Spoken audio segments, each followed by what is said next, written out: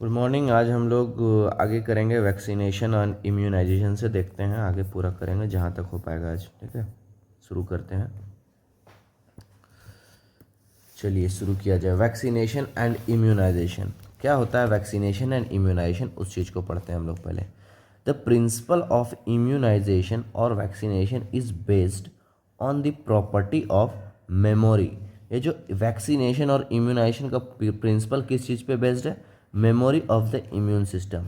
जो memory, meaning to से कि जो मेरा बॉडी के अंदर जो मेमोरी फॉर्म्ड हो रहा है किसी भी पैथोजन के अगेंस्ट में, और वो मेमोरी बन करके रेडी है, मतलब कि जब दोबारा से वो पैथोजन फिर से आएगा बॉडी में तो कैसे कौन सा एंटीबॉडी बनाना है और वो फास्ट बनेगा, कौन सा एंटीबॉडी बनाना है, किस टाइप का बनाना है, वो तुरंत से मेरा बॉडी बना लेगा। तो इसी को बोलते हैं memory. In vaccination a preparation, vaccination में क्या हो रहा है? A preparation of antigenic protein of pathogen, antigenic protein of pathogen का, या फिर इनएक्टिवेटेड या वीकेंड पैथोजन। वैक्सीनेशन में क्या कर रहे हैं? Antigenic protein of pathogen, pathogen का प्रोटीन, और इनएक्टिवेटेड या वीकेंड पैथोजन, या तो इनएक्टिवेटेड हो या फिर वीक पैथोजन हो, वैक्सीन बोला जा रहा है, are introduce into the body. मतलब कि क्या? जैसे कि एग्जांपल ले लीजिए, कोरोना वायरस, सारे लोग वैक्सीन लिए होंगे, तो उस वैक्सीन में क्या था? उस वैक्सीन में इनएक्टिवेटेड कोरोना वायरस था जो कि हमारे बॉडी में दिया गया, और मेरा बॉडी में क्या होगा? मेरे बॉडी में इस कोरोना वायरस के अगेंस्ट में क्या प्रोड्यूस होगा?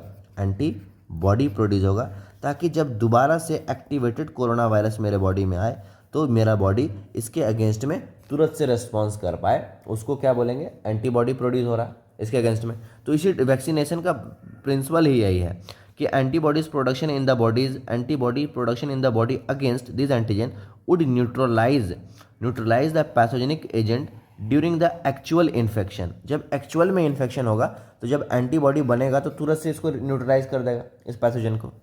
फिर आगे आते हैं, द वैक्सीन ऑल्सो जनरेट, और ये जो वैक्सीन है वो जनरेट भी करता है memory B and T cells. मतलब कि ये जो पैथोजन हम वैक्सीन डाल रहे हैं, इस इनएक्टिवेटेड पैथोजन को जो बॉडी में डाल रहे हैं कोरोना वायरस का, इससे क्या होगा कि मेरे बॉडी में मेमोरी भी बन के रहेगा कि जब दोबारा से ये कोरोना वायरस मेरे बॉडी में आए तो कौन सा एंटीबॉडी रिलीज़ करना है, कैसे रिलीज़ करना है और कितना फास्ट रिलीज़ करना है, तो वो चीज़ को मेरा बॉडी कर पाएगा।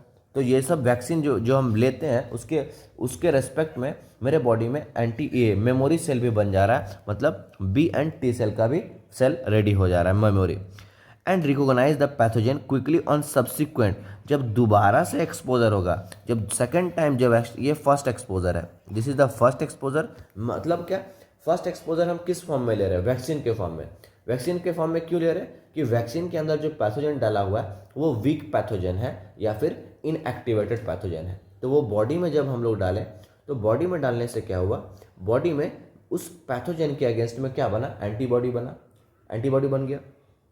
उसके बाद जब सेकेंड एक्सपोजर होगा इस सेम ही ऑर्गेनिज्म का, सेम पैथोजन का सेकेंड एक्सपोजर होगा मेरे बॉडी में, मतलब जब वो सेकेंड टाइम आएगा तो मेरा बॉडी वो एंटीबॉडी को बनाने में टाइम नहीं लगाएगा, वो तुरंत से इसको न्यूट्रलाइज कर देगा, तुरंत से उसको मारेगा। समझ गए? अब आगे आ जाइए। Recognize the pathogen and subsequently exposure and overwhelm the invaders with a massive production of antibody. जब सब्सिक्वेंट एक्सपोजर होगा, दोबारा से एक्सपोजर करेगा, तो क्या करेगा मेरा बॉडी? एक मैसिव प्रोडक्शन ऑफ एंटीबॉडी करेगा, क्योंकि मेरा बॉडी के मेमोरी सेल में वो लोड कर दिया गया है कि जब दोबारा से कोरोना वायरस बॉडी में आएगा तो कौन सा एंटीबॉडी को बनाना है। ठीक है, मेमोरी सेल का यही काम है, मैसिव प्रोडक्शन ऑफ एंटीबॉडी।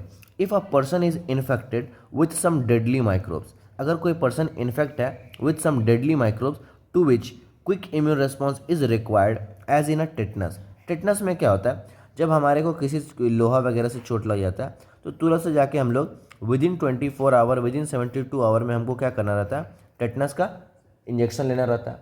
तो टेटनस के इंजेक्शन में क्या है? प्री फॉर्म्ड एंटीबॉडी है, वैसा एंटीबॉडी जो मेरा बॉडी को बनाने के लिए टाइम लगेगा, तो इसीलिए बाहर से एंटीबॉडी दे देते हैं। इसमें हम लोग प्री फॉर्म्ड, पहले से बनाया एंटीबॉडी इसमें दे दिए। किस केस में? टेटनस में। इस तरह के इम्यूनाइजेशन को हम लोग बोलेंगे पैसिव इम्यूनाइजेशन। क्या बोलेंगे इसको? पैसिव, जो बॉडी में बनाया एंटीबॉडी हम उसके अंदर डाल रहे हैं।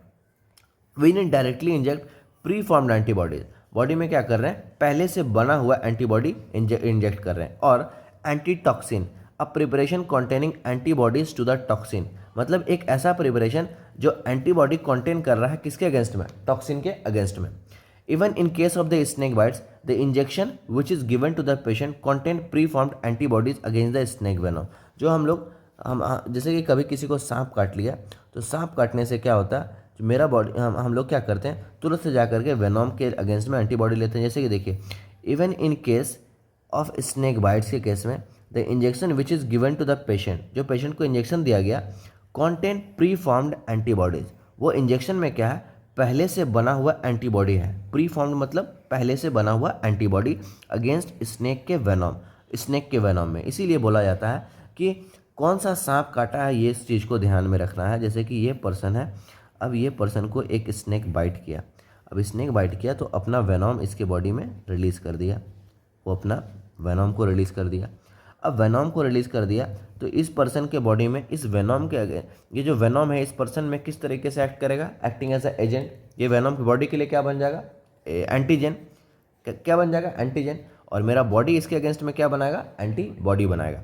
तो ये उतना समय नहीं है कि ये डेडली वेनम के अगेंस्ट में मेरा बॉडी वो एग्जैक्ट एंटीबॉडी बना पाए, उतने फास्ट बना पाए। इसीलिए बॉडी में हम लोग बाहर से एंटीबॉडी देंगे, प्री फॉर्म्ड एंटीबॉडी देंगे इसके अंदर, ताकि ये जो एंटीबॉडी है इसको जा करके इस वेनम को किल कर पाए। ठीक है। और ये वैक्सीन दिए तो ये मेमोरी सेल का फॉर्मेशन नहीं करेगा, क्योंकि हम यहाँ पे प्री फॉर्म्ड एंटीबॉडी दे रहे हैं। मेरा बॉडी नहीं बना रहा है इसको, मेरे बॉडी के अंदर पहले से बना बनाया एंटीबॉडी आ रहा है। ठीक है। फिर आगे देखिए क्या लिखा हुआ, content preformed antibodies against snake venom, this type of immunization is called a passive immunization. इस तरह के इम्यूनाइजेशन को क्या बोले, पैसिव इम्यूनाइजेशन। पैसिव इम्यूनाइजेशन क्या है, जब बॉडी में हम लोग प्री फॉर्म्ड एंटीबॉडी देते हैं, बाहर से बना बनाया एंटीबॉडी देते हैं, उस तरह के इम्यूनाइजेशन को हम लोग बोलते हैं पैसिव इम्यूनाइजेशन। समझ में आ गया, पैसिव इम्यूनाइजेशन। अब आगे आते हैं, recombinant DNA technology has allowed the production of antigenic polypeptide of pathogen in the bacteria और यीस्ट। जब हम लोग बायोटेक्नोलॉजी पढ़ेंगे तो वहाँ पे देखेंगे कि recombinant DNA technology has allowed, वो हमारे को अलाउ कर रहा है technology the production of antigenic polypeptide of pathogen. मतलब कि पैथोजन के अगेंस्ट में जो हम लोग एंटीबॉडी बना रहे हैं वो क्यों बना पा रहे हैं, because of the recombinant DNA technology के कारण बना पा रहे हैं इन बैक्टीरिया और यीस्ट। क्या करते हैं कि रिकॉम्बिनेंट डीएनए टेक्नोलॉजी में जो भी तरह का हमको पॉलीपेप्टाइड बनाना है वो चीज़ को हम लोड कर देते हैं, वो मैकेनिज्म को बैक्टीरिया और यीस्ट में, और वहाँ से उसके रेप्लिकेशन मैकेनिज्म के थ्रू हम अलग अलग तरह का प्रोटीन बना लेते हैं। समझ गए बात को। तो हम इसमें यूज़ कर रहे हैं बैक्टीरिया और यीस्ट का। Vaccine produced using this approach allow large scale production and hence greater availability for immunization. Example, hepatitis B vaccine produce by yeast. इसको याद रखना है कि हेपेटाइटिस बी का वैक्सीन किससे बना है, ईस्ट से बना है। Hepatitis B vaccine produced, hepatitis B vaccine produced from yeast. Hepatitis B vaccine produce from yeast से बना है हमारा हेपेटाइटिस बी का vaccine.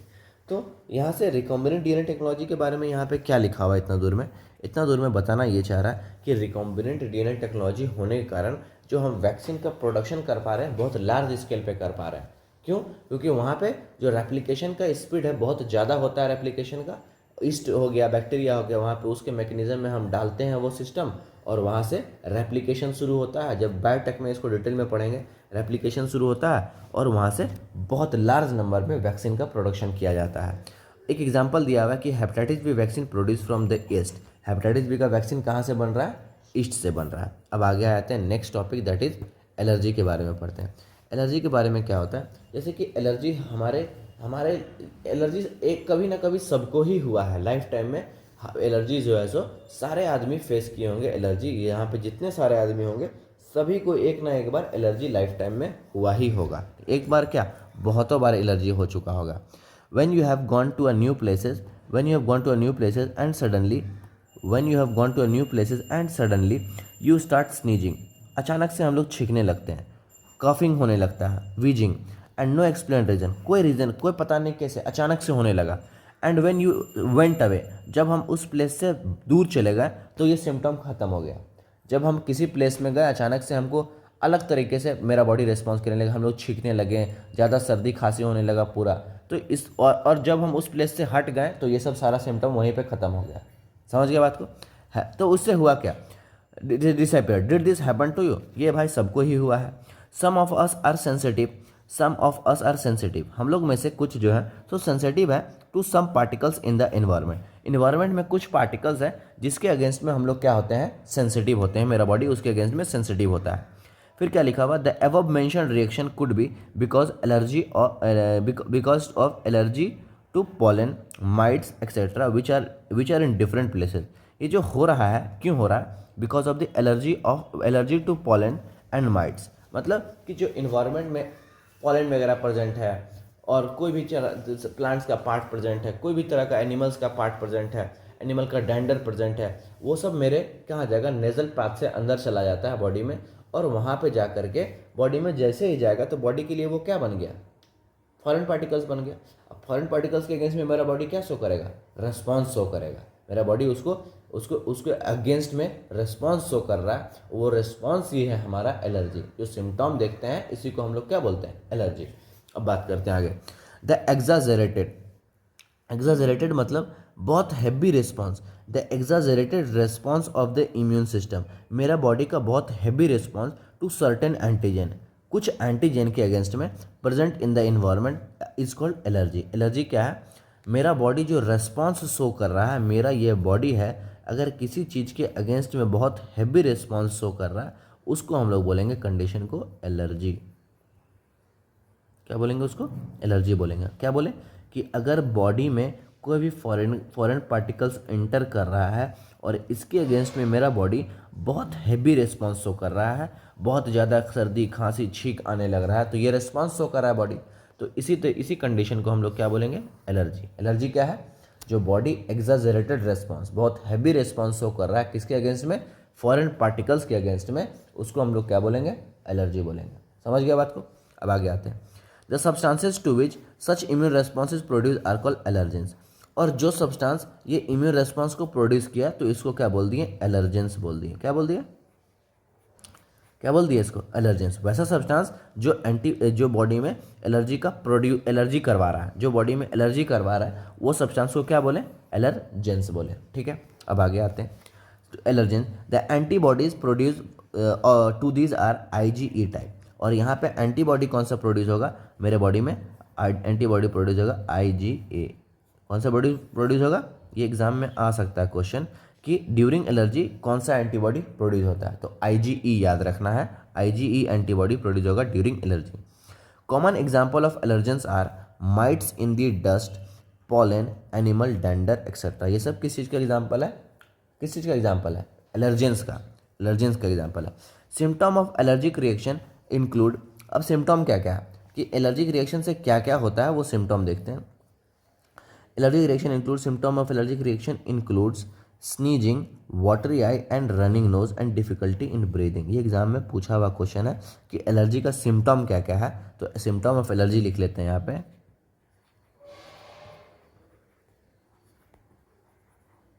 Symptom of allergy, symptom of allergy में पहला नंबर में क्या है, पहला नंबर में हो गया हमारे पास स्नीजिंग,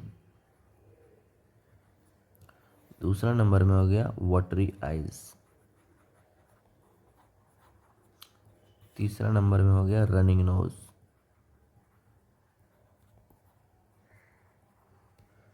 चौथा नंबर में हो गया डिफिकल्टी इन ब्रीदिंग।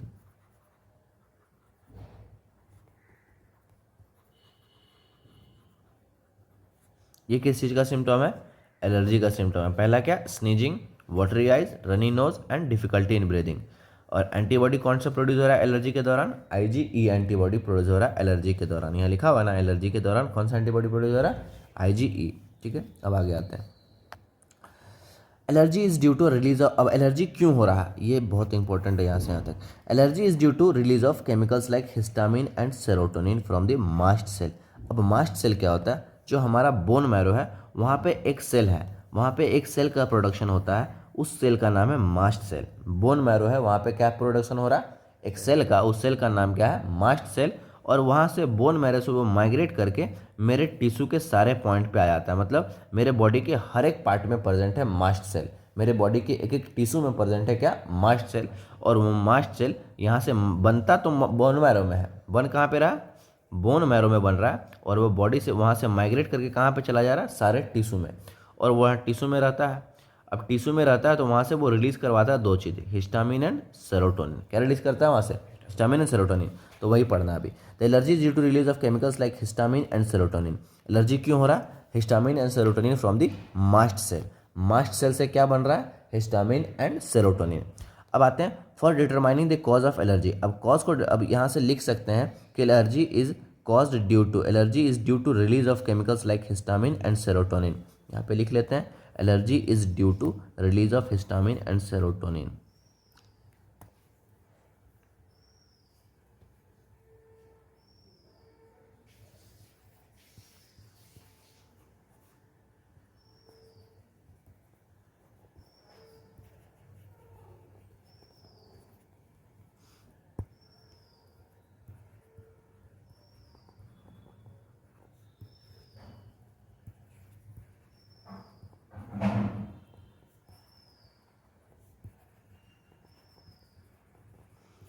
कहाँ से, मास्ट सेल से। Allergy is due to release of histamine and serotonin from mast cell. Mast cell से हिस्टामिन एंड सेरोटोनिन का रिलीज हो रहा है, ठीक है। For determining the cause of allergy, अब कॉज को पता करना है कि एलर्जी आदमी में क्यों हो रहा है। द पेशेंट इज एक्सपोज्ड और injected with the very small dose of the possible allergens. क्या बोले कि अब हमको पता करना है, जैसे कि एक पर्सन है, एक्स नाम का एक पर्सन है, यहाँ पे ये पर्सन एक्स नाम का है। अब इसको एलर्जी है, इसको जब ये इन्वायरमेंट में जा रहा है तो इसको एलर्जी होने लग रहा है, अलग अलग तरह का बॉडी सिम्टम्स, बहुत एग्जैजरेटेड रेस्पॉन्स शो कर रहा है बॉडी। तो ये जाके ट्रीटमेंट करवाएगा एलर्जेंस का, तो वहाँ पे हो एलर्जी का, तो क्या करेगा वहाँ पे वो जो डॉक्टर रहेगा वो 3-4 एलर्जेंस को लेगा और उसको इंजेक्ट करेगा इसके बॉडी में, जैसे कि ये ए, ये बी, ये सी और ये डी। तो 3-4 एलर्जेंस लिया और इसके बॉडी में इंजेक्ट किया। अब इसको इंजेक्ट किया तो यहाँ से कोई भी तरह का सिम्टम नहीं आया, बॉडी में कुछ इफेक्ट नहीं हुआ। जब इस एलर्जेंस को इंजेक्ट किया तो यहाँ पे भी नहीं हुआ, इस एलर्जेंस को इंजेक्ट किया तो इससे भी बॉडी में कोई सिम्टम नहीं आया। लेकिन जब इस एलर्जेंस को इंजेक्ट किया तो बॉडी में एक्सैजरेटेड रेस्पॉन्स शो हुआ। तो वहाँ से पता चला कि इस पर्सन एक्स नाम के पर्सन में किस तरह का एलर्जी है, जैसे कि ये डी नाम का एलर्जेंस है, तो यहाँ से पता चल जाएगा कि इस पर्सन में किस चीज़ से एलर्जी कॉज हो रहा है, यहाँ से ये पता चल जाएगा। तो अब आगे आते हैं, वही चीज़ यहाँ पे लिखा हुआ कि for determining cause of allergy the patient is expose or injected with the small dose of possible allergens. Allergens से हम लोग उसको एक्सपोज करवाते हैं एंड द रिएक्शन को फिर स्टडी करते हैं। The use of drugs like antihistamine, adrenaline and steroid quickly reduce the symptom of allergy. का सिम्टम को कौन रिड्यूस करता है, एंटीहिस्टामिन, एड्रीनलिन एंड स्टेरॉइड्स। यहाँ पे एंटी सेरोटोनिन भी हो सकता है, क्योंकि मास्ट सेल से क्या निकल रहा है, हिस्टामिन एंड सेरोटोनिन, तो वहाँ पे एंटी सेरोटोनिन भी हो सकता है। पर जो एनसीईआरटी में दिया हुआ उतना ही देखते हैं। यूज़ ऑफ ड्रग्स लाइक अब हम लोग कौन सा ड्रग को यूज़ कर सकते हैं एलर्जी में, anti histamine and anti serotonin को यूज़ कर सकते हैं, ठीक है। इसको कहाँ पे लिखें, चलो यहीं पे इसको अंडरलाइन करके रख देते हैं कि use of drugs like anti histamine, adrenaline and steroid quickly reduce कर देता है सिम्टम ऑफ एलर्जी। अगर किसी को बहुत ज़्यादा छींक आ रहा है, किसी का नोज़ ब्लॉक हो गया बिकॉज ऑफ एलर्जी, तो वहाँ पे क्या करेंगे, वहाँ पे हम लोग ड्रग्स लेंगे एंटी हिस्टामिन। हिस्टामिन के अगेंस्ट, एंटी मतलब हिस्टामिन जो बॉडी में रिलीज हो रहा है उसके अगेंस्ट में ड्रग्स ले रहे हैं। फिर क्या ले रहे हैं, एड्रीनलिन। एड्रीनलिन से क्या होगा, ब्लड फ्लो बढ़ेगा बॉडी में, ब्लड फ्लो बढ़ेगा तो थोड़ा सा परफॉर्मेंस सही होगा, बॉडी मेंटेन करेगा अपने आप को। फिर तीसरा नंबर कौन सा ले रहे हैं, स्टेरॉइड ले रहे हैं। तो याद रखना कि जब हम लोग के बॉडी में एलर्जी कॉज होता है तो हम लोग कौन सा ड्रग ले सकते हैं, anti histamine, adrenaline and steroid containing drugs को ले सकते हैं। समझ गए बात को। फिर आगे आते हैं symptom allergy. Somehow modern day lifestyle has resulted in lowering the immunity and more sensitivity to the allergens। मतलब कि जो मॉडर्न डे, आजकल के ज़माना में हम लोग के बॉडी जो है इम्यून रिस्पॉन्स उतना शो नहीं कर पा रहा जो पहले के ज़माने में शो करता था। मतलब आजकल के ज़माने के बच्चे लोग क्या कर रहे हैं, मोबाइल पे बिजी हैं। अब मोबाइल पे गेम खेल रहे हैं दिन भर। गेम खेलना चाहिए था बाहर अपने बॉडी को फिट करने के लिए, लेकिन गेम खेल रहे हैं कहाँ पे, मोबाइल पे गेम खेल रहे हैं। तो वो मोबाइल के गेम खेलने से क्या बॉडी डेवलप हो पा रहा है, नहीं डेवलप हो रहा है। वो बॉडी अब एक रूम में बैठे हुए हैं, एक रूम में बैठने से क्या मेरा बॉडी अलग अलग चीज़ से एक्सपोज हो पा रहा, नहीं हो पा रहा। अगर हम कहीं वही इन्वायरमेंट में जाते हैं तो मेरा बॉडी अलग चीज़ से एक्सपोज होता है हर दिन। अलग अलग चीज़ मेरे बॉडी से इंटरेक्ट करता, उससे मेरा बॉडी उसके अगेंस्ट में रेस्पॉन्स शो करता, तो उससे मेरा बॉडी डेवलप करता ना immune system.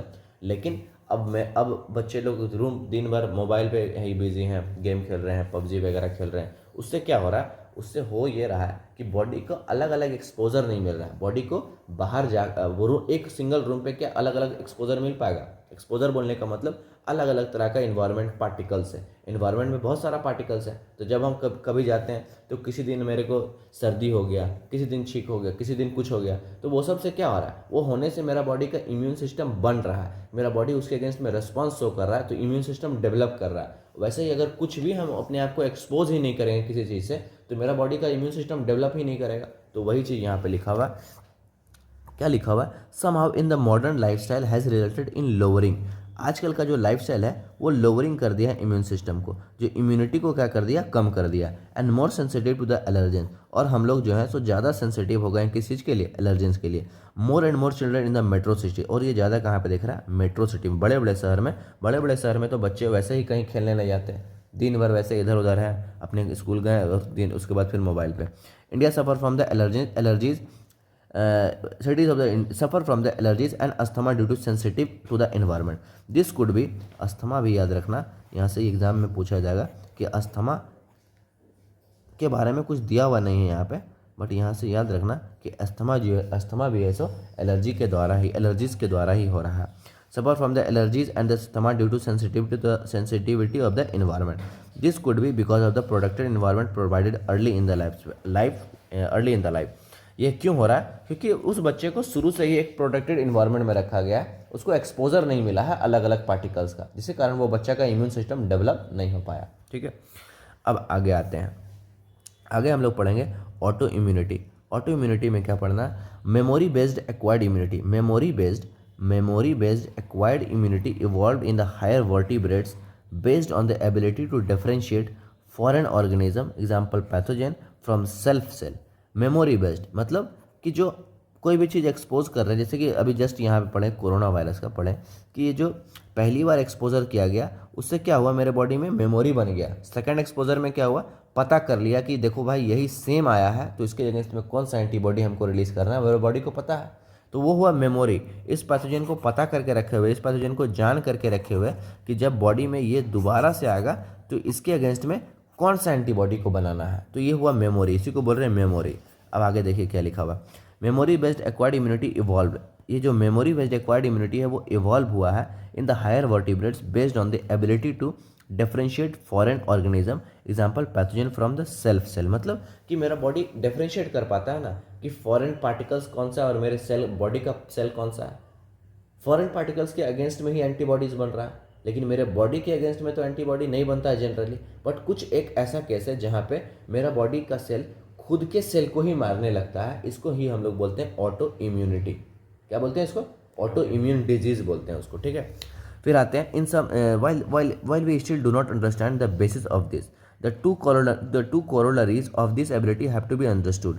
One higher vertebrate can distinguish foreign molecules as well as the foreign organism. क्या बोल रहे हैं कि एक हायर वर्टिब्रेट जो है वो डिस्टिंग्विश, वो अलग अलग डिफरेंशिएट कर पा रहा है कि फॉरेन मॉलिक्यूल्स कौन सा है और फॉरेन ऑर्गेनिज्म कौन सा है। मेरा बॉडी उसको बता पा रहा है कि आपके बॉडी में ये आप, मेरा बॉडी मीनिंग टू से मेरा इम्यून सिस्टम वो डिफरेंशिएट कर पा रहा है कि नहीं कि फॉरेन पार्टिकल्स कौन सा है और आपके सेल का पार्टिकल्स कौन, बॉडी के सेल का पार्टिकल्स कौन सा है। ठीक है, most of the experimental immunology deals with this aspect to somehow due to genetic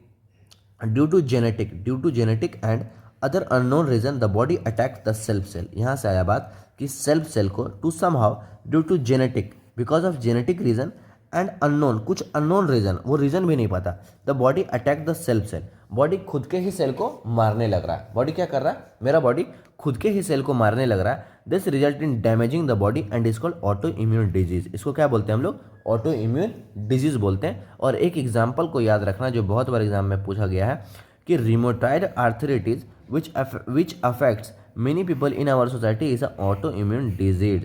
पूछा जाएगा ऑटो इम्यून डिजीज का एग्जाम्पल बताइए, तो एग्जाम्पल क्या जाएगा, रिमोटाइड आर्थराइटिस। क्या जाएगा, रिमोटाइड आर्थराइटिस। बस नाम याद रखना, लेकिन इसके बारे में तो मेरे को पढ़ना नहीं है। अब इसके बारे में कुछ लेकिन बता देते हैं। तो हम लोग रिमोटाइड आर्थराइटिस के बारे में देख रहे हैं कि क्या बता रहे हैं कि ऑटो इम्यून डिजीज़ का एग्जाम्पल याद रखना है कि ऑटो इम्यून डिजीज़ का एग्जाम्पल क्या है, रिमेटॉइड आर्थराइटिस। ये क्या होता है, ये रिमेटॉइड आर्थराइटिस में एक बस थोड़ा सा याद रख लो इसमें कि रिमेटॉइड आर्थराइटिस में जब जैसे कि ओल्ड एज पर्सन में जॉइंट्स में पेन होता है, जैसे ये जो लेग है उस जॉइंट्स में क्या होता है, जो हम लोग मूवमेंट कर रहे हैं, ये जो पटेला बोन है वहाँ पे जो जॉइंट्स है वहाँ पे क्या होता है, मूवमेंट जब करते हैं तो वहाँ पे क्या हो रहा है, साइनोवियल फ्लूइड बढ़ जा रहा है और साइनोवियल मेम्ब्रेन बढ़ जा रहा है, वहाँ पे कुछ ग्रेनुअल्स फॉर्मेशन हो रहा है और वो ग्रेनुअल्स जो है हमारे कार्टिलेज से रगड़ाता है और वही रगड़ाने से पेन होता है, बहुत ज़्यादा पेन होता है। इससे ये भी हो सकता है कि ये मूवमेंट कर नहीं पाए, ये जो जॉइंट्स है वो फिक्स भी हो जाता है बहुत सारे केस में।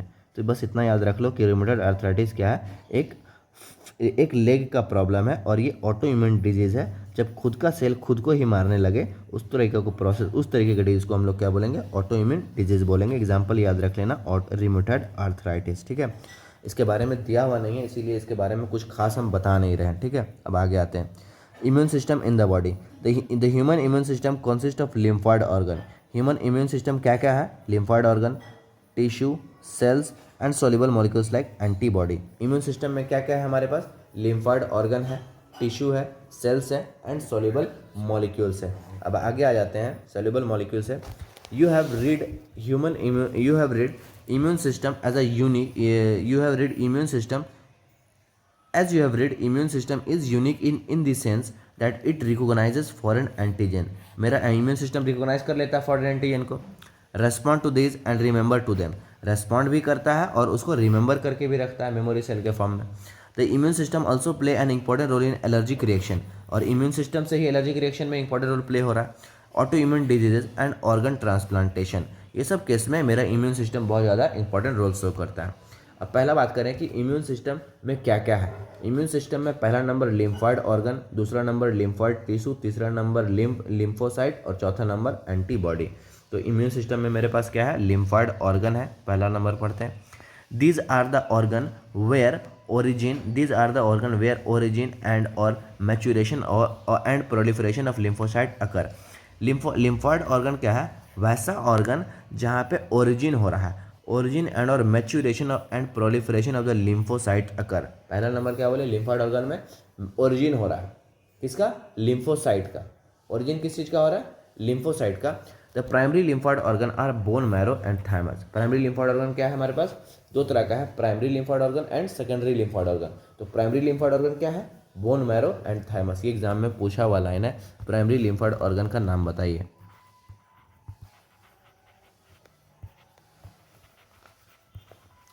Primary lymphoid organ, bone marrow and thymus, bone marrow and thymus, bone marrow and thymus. ठीक है, अब प्राइमरी लिम्फॉइड के बारे में बात करेंगे तो प्रोडक्शन एंड मैच्यूरेशन, वहाँ पे क्या हो रहा है, प्रोडक्शन हो रहा है एंड मैच्यूरेशन हो रहा है किस चीज़ का, लिम्फोसाइट का।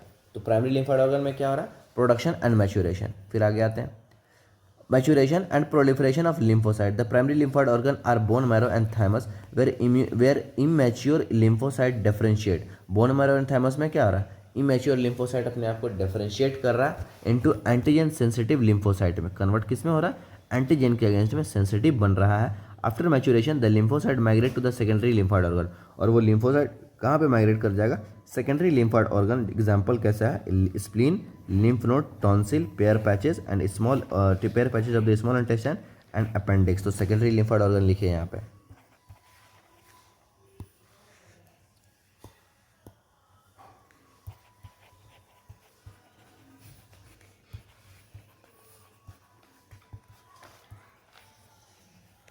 सेकेंडरी लिम्फॉइड ऑर्गन में पहला नंबर लिख देते हैं स्प्लीन, दूसरा नंबर लिख देते हैं लिम्फ नोड, तीसरा नंबर लिख देंगे टॉन्सिल, चौथा नंबर लिखेंगे pairs patches, pairs patches of small intestine,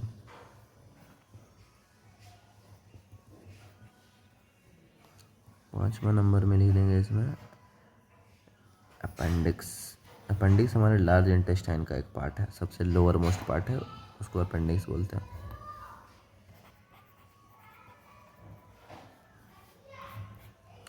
तो सेकेंड प्राइमरी लिम्फोइड ऑर्गन में क्या क्या हो गया, bone marrow and thymus. Secondary lymphoid organ में क्या हो गया, spleen, lymph node, tonsil, pair patches of small intestine and appendix. Exam में डायरेक्ट पूछेगा ये सब पॉइंट कि प्राइमरी लिम्फोइड ऑर्गन का नाम बताइए, सेकेंडरी लिम्फोइड ऑर्गन का नाम बताइए। प्राइमरी लिम्फोइड सेकेंडरी में क्या है, spleen, lymph node, tonsil, pair patches of small intestine and appendix. ये सब हो गया हमारे पास किसमें, सेकेंडरी लिम्फोइड ऑर्गन में हो गया। तो एक बात याद रखना है कि प्राइमरी लिम्फोइड ऑर्गन में क्या हो रहा है, मैच्यूरेशन हो रहा है। ओरिजिन एंड मैच्यूरेशन लिम्फोसाइट के कहाँ पे हो रहा है, प्राइमरी लिम्फोइड ऑर्गन में। अब लिम्फोइड ऑर्गन से मैच्यूरेट करके वो माइग्रेट कहाँ पे कर रहा है, सेकेंडरी लिम्फोइड ऑर्गन में। ठीक है, अब आगे आ जाओ। After maturation the lymphocyte migrate to the secondary lymphoid organ like spleen, lymph node, tonsil, pair patches of the small intestine and appendix. The secondary lymphoid organ provide the site. Secondary lymphoid organ provide the site for interaction of lymphocyte with the antigen. अब secondary lymphoid organ में ही actually में antigen से और antibody का मतलब antigen का interaction हो रहा है पहली बार। Secondary lymphoid organ provide site for interaction of lymphocyte. जो सेकेंडरी लिम्फोइड के अंदर जो लिम्फोसाइट रखा हुआ है उसका इंट्रैक्शन एंटीजन से कहाँ पे हो रहा है, सेकेंडरी लिम्फोइड ऑर्गन में हो रहा है। जो भी सेकेंडरी लिम्फोइड ऑर्गन जैसे स्प्लीन है, लिम्फ नोड है, ये सब उसका सेकेंडरी लिम्फोइड ऑर्गन है। तो उस ऑर्गन में क्या रखा हुआ है, लिम्फोसाइट रखा हुआ है। अब लिम्फोसाइट क्या कर रहा है, एंटीजन से रिएक्ट कर रहा है। तो वही बता रहा है कि secondary lymphoid organ provide site for interaction, site for the interaction of lymphocyte with the antigen which then proliferate to become effector cell, और वो बाद में जाके क्या बन जाता है, effector cell. The location of the various lymphoid organ in the human body is shown. अलग अलग लिम्फोइड ऑर्गन का बॉडी देखे, ये थाइमस हो गया, ये लिम्फ नोड हो गया, ये लिम्फेटिक वेसल्स हो गया, ये सब उससे लोकेशन दिया हुआ अलग अलग बॉडी में। तो human bone marrow is the main lymphoid, human bone marrow is the main lymphoid organ. मेरे बॉडी का मेन लिम्फोइड ऑर्गन कौन सा है, human bone marrow. Where all the blood cells including the lymphocytes are produce. वहाँ पे सारा blood cell बन रहा है, आरबीसी, डब्ल्यूबीसी, प्लेटलेट, वो सब कहाँ बन रहा है, प्लेटलेट तो मेगा कैरियोसाइट, प्लेटलेट वो बन भी रहा है, उस प्लेटलेट एक मेगा कैरियोसाइट सेल नाम है, वो बोन मैरो में बनता है। उसका फ्रेगमेंट्स करते हैं तब जाकर के प्लेटलेट्स बनता है। ये 11th में पढ़ना था, ठीक है। Bone marrow is the main क्या दिया हुआ, bone marrow is the main lymphoid organ where all the blood cell including the lymphocytes are produce.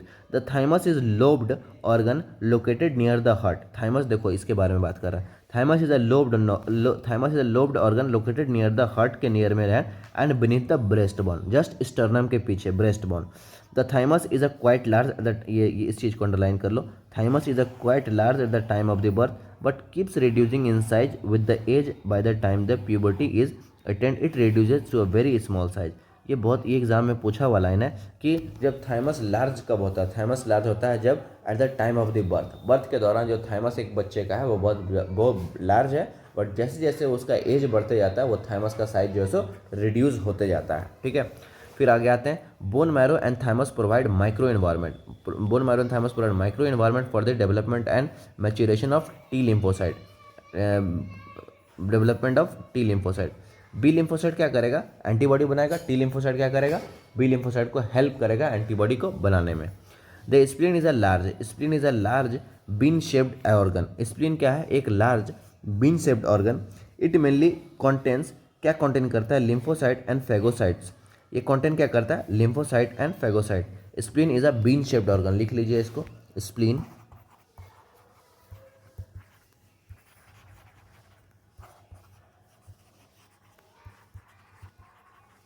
bean shaped organ, it contain lymphocyte and phagocyte,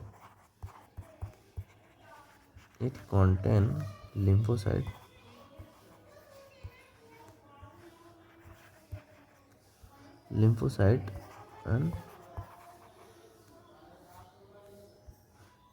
and phagocytes, ठीक है। Spleen क्या है, एक been shaped organ है, क्या contain कर रहा है, लिम्फोसाइट एंड फैगोसाइट को कंटेन कर रहा है, ठीक है। फिर आगे आते हैं, it act as a filter of the blood. Spleen कैसा है, हम लोग पढ़े ना 11th में, act as a filter of the blood by trapping blood borne microorganism. Spleen also has a large reservoir for the erythrocyte. RBC का spleen is a graveyard of RBC बोला जाता है ना, तो वो रिजर्वायर है RBC का।